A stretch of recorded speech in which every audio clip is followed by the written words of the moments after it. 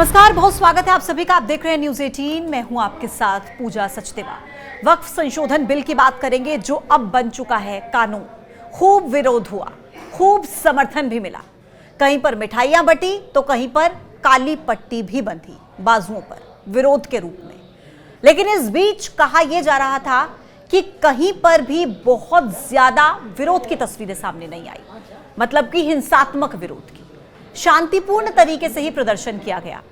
लेकिन अब ऐसा नहीं कहा जा सकता। क्यों? क्योंकि देश में एक राज्य ऐसा है जहां पर वक्फ कानून का विरोध हुआ, और वो भी ऐसा वैसा कोई विरोध नहीं, बल्कि हिंसात्मक विरोध। वो राज्य कौन सा है? वो राज्य है पश्चिम बंगाल। आगजनी, पत्थरबाजी और हिंसा, शांतिपूर्ण प्रदर्शन को हिंसक प्रदर्शन में बदल दिया गया। पश्चिम बंगाल के मुस्लिम बहुल मुर्शिदाबाद जिले में मंगलवार यानी कि 8 अप्रैल को वक्फ कानून के विरोध में हिंसात्मक प्रदर्शन की तस्वीरें सामने आई। इस दौरान पुलिस पर पथराव कर दिया गया, उनके वाहनों में आग लगा दी गई। कई जगहों पर तो खूब आगजनी हुई है।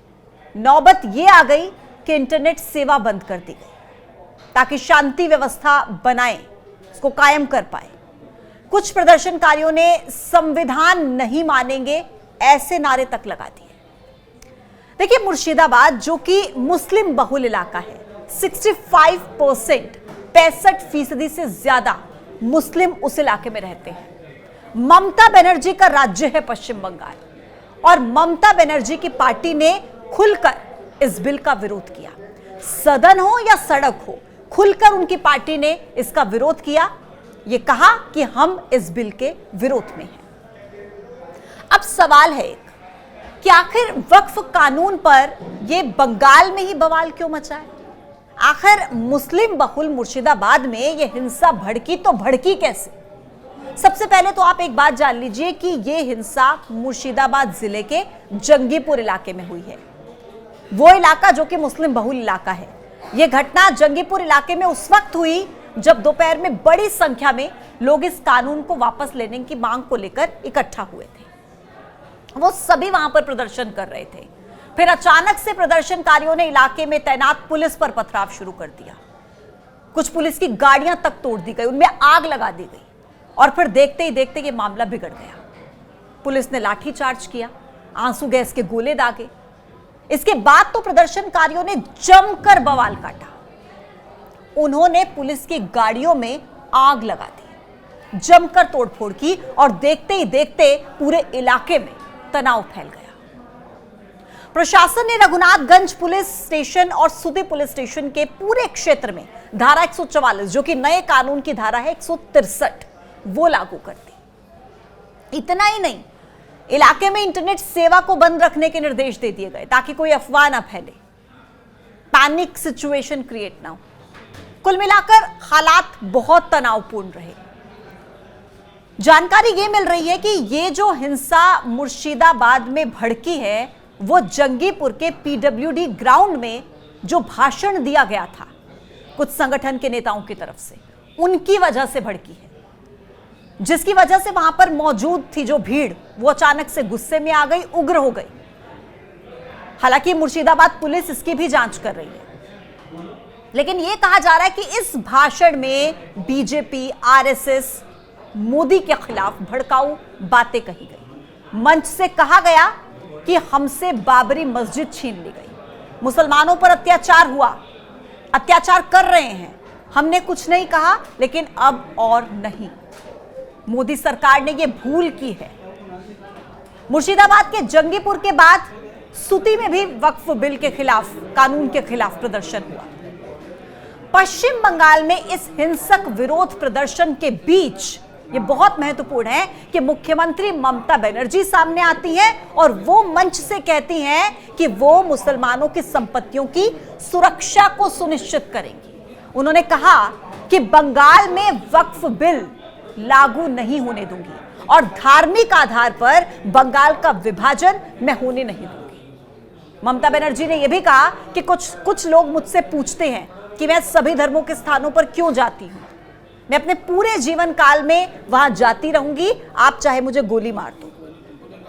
आप मुझे एकता से अलग नहीं कर सकते। बंगाल में विभाजन नहीं होगा, जियो और जीने दो। ये शब्द हैं पश्चिम बंगाल की मुख्यमंत्री ममता बनर्जी। देखिए, झारखंड सरकार के मंत्री भी ये बयान दे चुके हैं कि झारखंड में इस बिल को लागू नहीं होने दिया जाएगा। बिहार में तो बहुत जल्द विधानसभा चुनाव हैं और तेजस्वी यादव, जो कि बिहार के विपक्ष के सबसे बड़े चेहरे के तौर पर देखे जाते हैं, उन्होंने तो यह भी कह दिया कि अगर राज्य में उनकी सरकार बनती है तो इस विवादित कानून को किसी भी कीमत पर हम लागू नहीं होने देंगे और इस कानून को कूड़ेदान में डाल देंगे। अब एक सवाल है, संसद से पास कानून और केंद्र सरकार के निर्देशों को नकारने की घोषणा ये भले ही राज्यों की सरकारें करती रहें राजनीतिक लाभ के लिए या किस भी रीजन से, लेकिन राज्य की सरकारें केंद्र के बनाए कानून और उनके निर्देशों का पालन करने से रोक नहीं सकती। संविधानविद ये कहते हैं कि केंद्र के निर्देशों को मानना यह राज्यों का दायित्व है। केंद्र के किसी भी कानून को ना मानना मतलब है संविधान का फेल होना, और माना जाता है और इसके फेल होने पर क्या कार्रवाई हो सकती है यह संविधान में बहुत साफ तौर से दिया गया है। अनुच्छेद 256 यह कहता है कि राज्य सरकारों का यह दायित्व बनता है कि वो संसद के द्वारा पारित किया गया कानून लागू करेंगे। ऐसे में अगर देखा जाए तो राज्य सरकारों के पास नानुकुर करने का कोई ऑप्शन, कोई विकल्प है ही नहीं। उनको संसद की तरफ से दिए गए, पारित किए गए कानून को अपने यहां पर लागू करना ही पड़ेगा। जहां तक राज्यों की शिकायतों का सवाल है तो वो इसको लेकर सुप्रीम कोर्ट जा सकते हैं, उनका रुख कर सकते हैं। यह विकल्प उनके पास है। अगर उनको लगता है कि नागरिकों का हनन किया जा रहा है तो वो उसके लिए अदालत का दरवाजा खटखटा सकते हैं। हालांकि ये कोई पहली बार देखने को नहीं मिल रहा कि किसी राज्य की सरकार संसद के द्वारा पारित किए गए कानून को राज्य में लागू करने से रोक रही हो। इसके पहले जब सीएए लाया गया था उस समय भी पश्चिम बंगाल और केरल की सरकार ने अपने राज्य में इसे लागू करने का विरोध किया था, लेकिन लागू हुआ। तो ऐसे में कई सवाल हैं। सवाल यह कि क्या यह सिर्फ राजनीतिक बयानबाजी है या सिर्फ राजनीतिक फायदे के लिए यह सब कुछ कहा जा रहा है। देखिए, प्रदर्शन करना, प्रोटेस्ट करना यह अधिकार है, सबका अधिकार है, लेकिन शांतिपूर्ण तरीके से, बिना किसी हिंसा के, बिना कोई उपद्रव मचाए। लेकिन यह प्रदर्शन का कैसा तरीका है कि गाड़ियों में आग लगा दी जाए, तोड़फोड़ कर दी जाए, पुलिस पर हमला किया जाए। संविधान नहीं मानेंगे, ये नारे लगाना कितना ठीक है? मतलब संविधान नहीं मानेंगे तो क्या मानेंगे? देश तो संविधान के हिसाब से ही चलता है। सवाल कई हैं। सवाल यह भी है कि विरोध का मंच तो सरकार ने दे दिया, लेकिन अमन चैन की गारंटी क्यों नहीं दी? ये कौन देगा? वक्फ के बहाने हिंसा की साजिश से क्या पुलिस अनजान थी? अगर हां, तो यह फेल्योर किसका था? क्यों आखिर बंगाल में ही इस तरीके की हिंसा भड़की? क्यों सरकार स्थिति को कंट्रोल नहीं कर पाई? सवाल यह भी है कि संविधान की बात करने वाली ममता दीदी संसद से पास कानून को क्यों नहीं मानेंगी? ये बड़े सवाल है और इन्हीं सवालों के साथ आपको छोड़कर जा रही हूं। आप क्या सोचते हैं इस विषय में जरूर बताइएगा कमेंट बॉक्स में। आज के लिए इतना ही, कल फिर होगी मुलाकात एक नए मुद्दे के साथ। मुझे दीजिए इजाजत। नमस्कार।